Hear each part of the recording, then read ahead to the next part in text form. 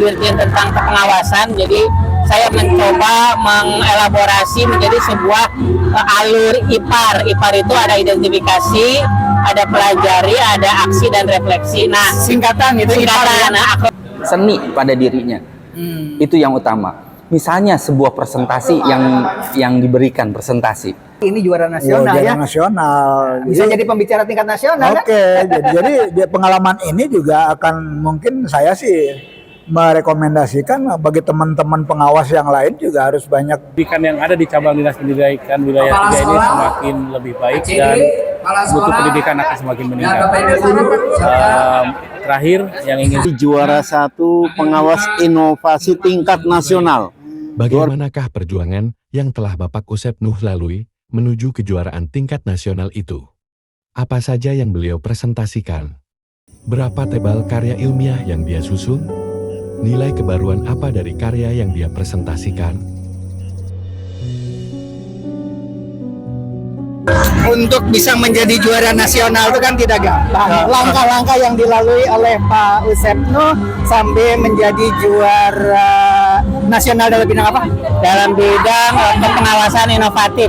Oke, gimana langkah-langkahnya? Nah, yang pertama-tama tentu kalau kita ingin memiliki karya, ya kita harus merencanakan, ada perencanaan terkait kegiatan tupoksi kita. Kemudian yang kedua, dari tupoksi itu kita lihat apa saja cara-cara yang lebih efektif dan efisien yang bisa kita lakukan, khususnya menggunakan teknologi. Nah, setelah itu kita laksanakan, kita coba lakukan pendampingan, dan hasilnya kita refleksikan. Jadi itu langkah-langkah yang saya coba tuliskan menjadi sebuah karya inovatif dalam bidang kepengawasan. Tahap pertama kan di tingkat kabupaten. Betul. Terus yang kedua? Nah, yang kedua ke provinsi. Jadi waktu itu dari kabupaten kita memang secara langsung dikirimkan ke provinsi, diseleksi.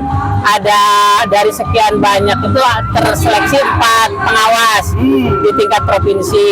Nah, dari tingkat provinsi dipilih 1 yang terbaik ke tingkat nasional. Makalahnya kira-kira berapa halaman? Makalahnya itu kurang lebih 3 halaman lah, karena memang ada batasan jumlah kata, jadi tidak lebih dari 2000 kata untuk penulisan makalahnya. Apa aja isinya di dalam itu kira-kira dari mulai kata pendahuluan? Nah, yang pertama untuk karya inovatif di tahun ini pemerintah memberikan format penulisannya dengan metode STAR. Jadi STAR itu kita menuliskan situasi di lapangannya seperti apa, T-nya itu tantangan yang dihadapinya apa, kemudian aksi yang kita lakukan apa, sampai akhirnya refleksi dari kegiatan yang kita lakukan. Jadi penulisannya menggunakan metode bertutur secara STAR tadi. Ada situasi, tantangan, aksi, dan refleksi. Biasanya kan kalau sang juara itu pertama-tama itu harus ada kebaruan. Ya, betul. Nilai-nilai kebaruan. Nah, betul. Nah, karena memang saya di kategori inovatif tentu harus ada nilai kebaruannya.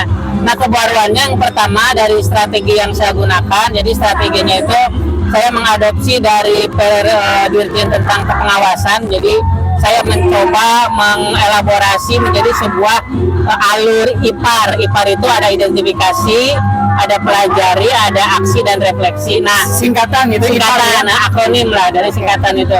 Nah, kemudian dalam kegiatan itu saya gunakan teknologi, saya membuat aplikasi media pembelajaran untuk guru, di mana Ada aplikasi. ya, jadi saya kebaruannya itu membuat aplikasi sehingga nanti guru-guru bisa mengikuti pendampingan tidak harus secara tatap muka, tapi bisa secara asinkronus, secara mandiri melalui aplikasi yang coba saya berikan pada Bapak Ibu guru. Salah satu contoh bentuk aplikasinya itu apa sih isinya? Jadi aplikasinya karena sekarang temanya kurikulum merdeka dan salah satu bagian yang harus dipahami guru itu terkait pembelajaran diferensiasi, maka saya membuat aplikasi pembelajaran berdiferensiasi untuk guru, di mana di situ guru-guru akan diberikan pemahaman, juga dia diarahkan terkait keterampilan merancang sampai menerapkan pembelajaran di kelas. Nah, setelah itu dilakukan, nanti kita sama-sama merefleksikan pengalaman yang sudah dilakukan itu seperti apa dampaknya bagi murid. Nah, Kebetulan Pak Usep Nuh ini adalah pengawas termuda di Indonesia. Jadi layak ya kalau beliau itu memberi percontohan kepada nasional ya. Oleh sebab itu yang saya ingin tanyakan untuk pembelajaran para pengawas-pengawas dan guru-guru yang ingin jadi pengawas ya. Kan pertama kali itu harus bisa menulis karya ilmiah. Betul. Nah, karya ilmiah itu kan biasanya tebel. Ini hanya 2 lembar, Iya, isinya betul, apa betul. aja coba itu. Jadi memang karya ilmiah yang sekarang itu yang pemerintah ingin diminta dari kita, praktik baik disebutnya, itu lebih simpel, di mana yang penting bisa menceritakan apa sih situasi yang real di lapangan, kemudian dari situasi itu tantangan-tantangan apa yang muncul, dan dari tantangan itu apa yang harus kita lakukan.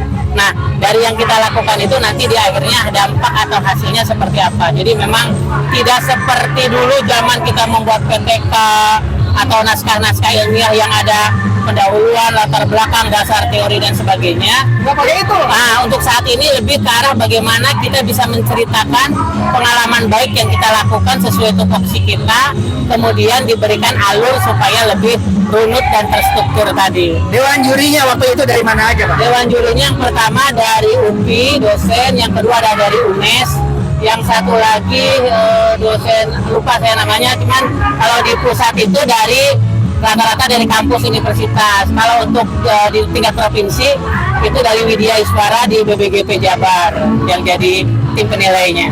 Barangkali ada pesan-pesan yang akan disampaikan kepada guru-guru yang mau jadi pengawas atau kepada pengawas yang ingin jadi juara di tahun 2005. Baik, mungkin pesan saya yang pertama, mari kita optimalkan peran dan fungsi kita sesuai tupoksi kita masing-masing. Yang kedua, coba lakukan sedikit demi sedikit karya yang mungkin itu akan menjadi suatu hal yang baru bagi kalau guru bagi murid, kalau pengawas berarti bagi guru, sehingga kita memberikan nilai lebih dari tugas yang kita lakukan. Insya Allah dengan kita mencoba yang terbaik yang bisa kita lakukan, maka itu akan bisa menjadi praktik baik yang kemudian hari bisa menjadi inspirasi bagi yang lain. Itulah hadirin sekalian, barangkali sebagai contoh ya mengapa pemerintah itu menyarankan pengawas itu harus muda. Salah satu contoh diantaranya inilah hasilnya. Demikian, terima kasih Pak Ustaz. Apa pendapat guru, kepala sekolah, dan pengawas tentang lomba karya inovasi? Bapak Usepnu, pengawas SMA KCD 3, berhasil meraih juara 1 pengawas inovasi tingkat nasional. Luar biasa ini. Bapak Ibu yang saya hormati, Kemudian kantor cabang dinas wilayah 3 meraih terbaik ketiga. Apa yang disampaikan oleh kepala cabang dinas bahwa posisi kita mestinya lebih baik, hanya karena kita belum memiliki gedung sendiri, masih ngontrak. Lalu Bu Munah menjadi juara 1, Bu Munah kepala SMA 1 Sekatani, juara 1 GBBP yang ditinggalkan GBBP, juara 1 sekolah penggerak tingkat Jawa Barat. Ya, untuk kategori tertentu saya tidak hafal kategorinya. Yang jelas tahun ini KCD 3 banjir juara. Mudah-mudahan ya dengan prestasi demi prestasi yang diraih oleh para guru, pengawas maupun dari pejabat struktural KCD akan membuat KCD kita menjadi yang terbaik se-Jawa Barat, bahkan mungkin se-Indonesia. Amin. Saya potong dulu. Pak Usepnu itu kan juara nasional. Prosesnya itu yang dilalui apa aja? Prosesnya pertama mengikuti dulu di tingkat KCD, dia juara 1, lalu mengikuti di tingkat provinsi juara 1, dan terakhir di tingkat nasional dia juara 1. Ya, dan yang luar biasa, usia beliau baru 38 tahun. Luar biasa. Pengawas paling muda ya. Paling muda se-Jawa Barat. Terima kasih Mas Ijaz. Ya, siap. Senior mengenai Pak Usepnu sebagai pengawas termuda. Silakan Pak. Oke. Perkenalan dulu ya Pak. Assalamualaikum warahmatullahi wabarakatuh. Waalaikumsalam warahmatullahi wabarakatuh. Saya nama Ima Suryana, pengawas KCD 3. Mungkin dalam jangka waktu beberapa bulan ke depan akan sampai ke masa purna, masa pensiun. Jadi senior ya? Ya, alhamdulillah. Jadi wajar kalau ngebimbing yang masih muda ya? Ya, udah kolot lah gitu ya, udah kolot.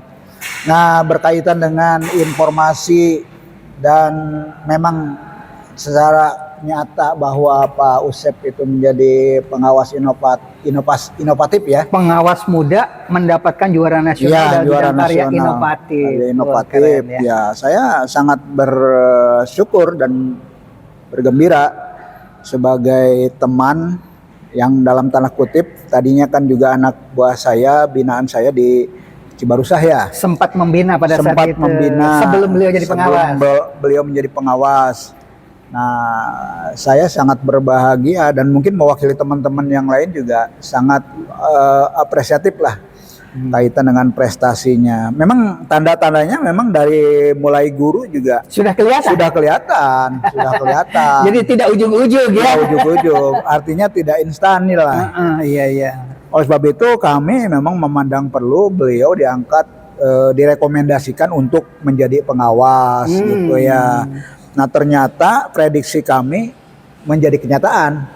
Kalau dulu yang namanya pengawasnya kan sudah pensiun, sudah mau detik-detik terakhir ya tidak ada pilihan lain jadi pengawas. Jadi Kalau pengawas. sekarang rebutan ya. Justru sekarang itu yang seperti itu nggak bisa. Nggak bisa ya. Sekarang pengawas harus sesuai usia yang sudah ditentukan. Gitu. Artinya memang diharapkan berinovasi ke depan. Karena kan pengawas itu apalagi sekarang pengawas sebagai pendamping kepala sekolah.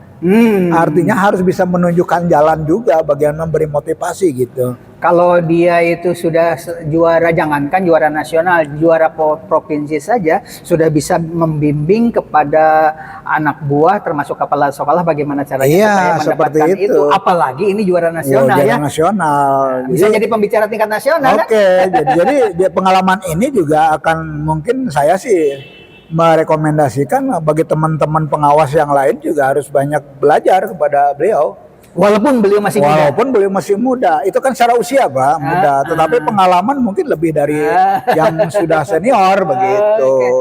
Kayak tadi barangkali pesan-pesan untuk guru atau untuk para penonton YouTube ya. Semoga silahkan pesan-pesan. Ya dengan Pak Usep sebagai pengawas muda, pengawas KCD 3 yang masih muda usianya, berbanggalah kita. Dan kepada para guru, mungkin ke depan itu karir Anda akan tidak selamanya di guru gitu ya. Mungkin jadi kepala sekolah atau mungkin juga jadi pengawas. Ikutilah jejak Pak Usep. Karena unsur seni itu penting loh dalam sebuah kepemimpinan, Pak Haji. Itu penting karena memang proses berkesenian adalah sebuah proses berkarya yang perlu tahapan dari awal sampai akhir. Perlu latihan, perlu kekompakan, sosialisasi bahkan di saat dia sudah melaksanakan sesuatu, dia masih welcome menerima kritik seni. Itu kan kepemimpinan ada di situ, Pak Haji. Memproses, bekerja, dan siap menerima kritik atau saran. Dan kritik itu justru bisa melambungkan orang yang dikritiknya itu, sebab orang penasaran ini apa sih yang dikritik gitu ya. Betul. Nah, walaupun sekarang juga yang sekarang udah bagus, tetapi kalau saya sarankan Menteri Pendidikan itu datangnya dari dunia pendidikan. Iya. Itu barangkali pesan dari saya ya. Iya, Setuju nggak? Sangat setuju. Oke, Seperti salaman itu. dulu. Mari. Sangat setuju. Assalamualaikum warahmatullahi wabarakatuh. Di judulnya di YouTube itu judulnya adalah pengawas muda jadi juara nasional lagi ya kan. Nah, bagaimana untuk seleksi pengawas yang akan datang di tingkat nasional maupun tingkat provinsi? Apakah nilai-nilai seni harus diujikan juga? Ya. Kalau zaman dulu waktu guru berprestasi tahun 1980-an atau 90-an itu yang bisa main degung, yang bisa main kacapi, yang bisa nari itu bagian daripada penilaian kalau dulu. Kalau sekarang kan enggak. Nah, itu kan sudah menghilang. Iya. Dari kriteria penilaian itu sudah beda bobotnya. Nah, kira-kira apakah itu perlu diangkat lagi? Saya mungkin menilainya begini, Pak Haji. Seni itu memang di sosok seorang juara, saya melihat ada sisi seni pada dirinya. Itu yang utama. Misalnya sebuah presentasi yang diberikan presentasi. Kan dia presentasi membuat PowerPoint, mau melalui Canva atau Bapak Ibu. Nanti yang terbaik kuesionernya akan mendapatkan duren Mosangking. Istilahnya sendiri, siapa tahu dia pakai pantun, Ya, seperti itu. Atau sebelum dia presentasi nyanyi dulu gitu kan? Ya. Ada nilai-nilai. Karena memang seni itu salah satu media kita untuk mengatakan sesuatu yang tidak bisa dikatakan orang lain. Dikatakan terlalu panjang oleh seni kan bisa sedikit aja. Seperti tadi Pak Haji contohnya pantun. Atau gambar bisa menggantikan ribuan kata. Ya, gitu. ya, seperti itu Itu maksudnya ya. nilai seni ya. Ya. Oke. Betul, betul. Terima kasih Pak Dias. Barangkali ada pesan-pesan untuk para penonton. Ya, seperti judul dari YouTube ini tentang prestasi pengawas yang juara, kita harus terus mencapai potensi kita. Tidak harus mencontoh harus jadi pengawas dan juara, tapi bisa dengan bidang-bidang lain tetapi kita harus sampai kepada potensi yang optimal dan itu disebut juara juga seperti itu. Demikian, terima kasih. Salam dulu lah. Kita dengerin dulu jangan